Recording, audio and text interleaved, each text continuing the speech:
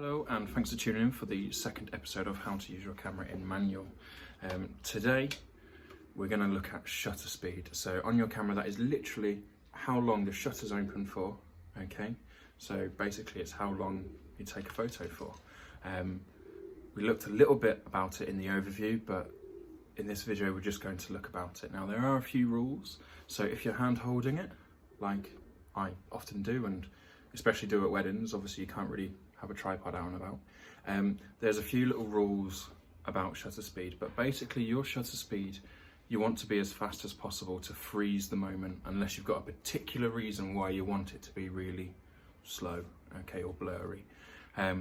So your shutter speed is all about getting in sync and in time with whatever you're wanting to document. So for example, if it's a Formula One car, and you're in Spain or somewhere where I wish I was right now rather than quarantine, you would be able to make sure the car's not blurry and it's all in focus, and that'll be a really quick shutter speed. So most cameras and SLRs like this will have a range of shutter speeds that you can work between. These will range from, on this camera, 8,000th of a second all the way to 30 seconds. So as you can imagine, that's a pretty broad time that you can take a photo between. So the 8,000th of a second, you'll want to be photographing something really fast. So I don't know, it could be a bird, it could be a Formula One car, it could be anything, I don't know. And if it's obviously 30 seconds, it's probably nighttime, or you're trying to do something really cool and artsy. There is a typical golden rule, which is depending on what lens you have attached to your camera.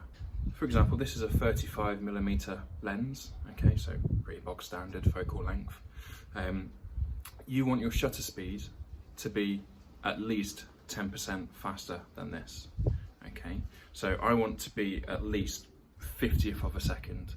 Otherwise, I'm gonna start, when I'm taking photographs, naturally to breathe and move, and that will show up on the photo, okay? So it'd be really interesting for you actually, as a small experiment, to take photos just of anything and see how slow you can get while keeping the image perfectly sharp.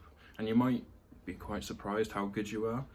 For example, if I'm stuck at the back of a church and I'm having to use a big telephoto lens or something like that to photograph the couple together at the front of the altar, I will actually hold my breath just so I can get that shot as perfect as possible without any movement. And lots of sports photographers will also do this technique.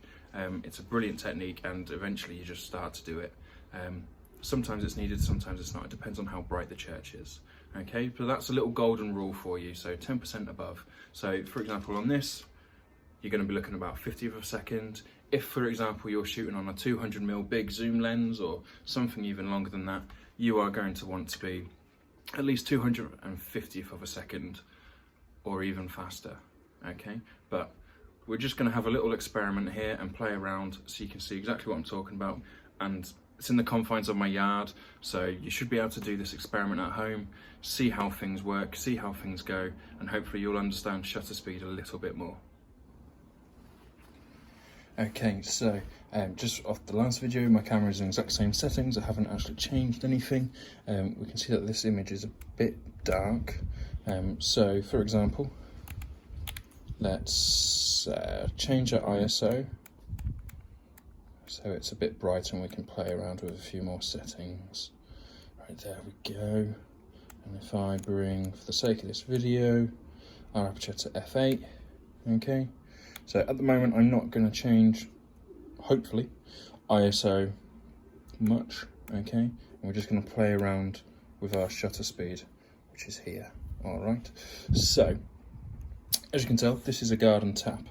And hopefully we're going to photograph what happens to the running water at a very fast shutter speed versus as slow as we can get. So if I make this as fast as possible, okay, I want as much light in to my camera as possible. So therefore, I'm actually going to open my aperture as far as it will go, okay, and my ISO will leave at 800. But I need to now make my shutter a lot faster, and we can see straight away that as in the last video, we need to balance out all the settings. So I'm just balancing it out. So there we are, 8,000th of a second. So we've managed to get as fast as this camera will go. Okay, so I'm going to focus on the floor there. And what I'm actually going to do is turn on this tap. And now I'm going to take several photographs, just like that, and I'll turn it off. And now, if we go and have a little look, at 8,000th of a second and zoom in, we can see all of the splashes, we can see everything. So we've frozen in time all of those moments, all of those movements as well. And we can come across here and look at some different ones. And again, if I zoom in, we can see it all. Okay, so what happens if we do the opposite to this? So we want it to be as slow as possible. So the best way to do that, okay, is to bring our aperture to the biggest number, which on my lens is f16, and the ISO to as least sensitive as possible, which is 100.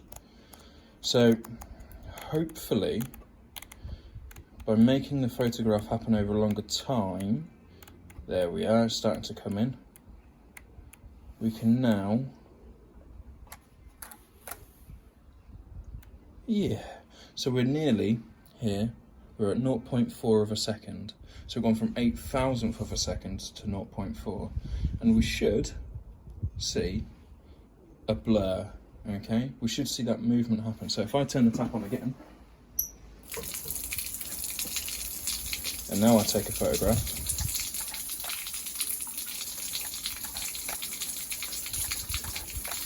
we'll turn it off. Let's have a look. So straight away, we can see that it's now just a blur, okay? So again, all you need to do is have a little play around and see what happens. So go photograph a outside tap, an inside tap, something that's moving anyway, and see what happens, okay?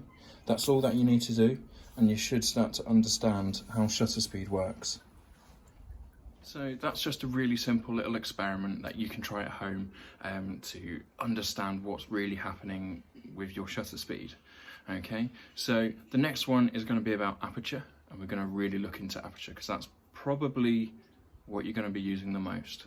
Okay, so have fun, play around, see what happens. If you like this video and if you want to look at some more, then subscribe to my email list or subscribe to my YouTube. Thank you.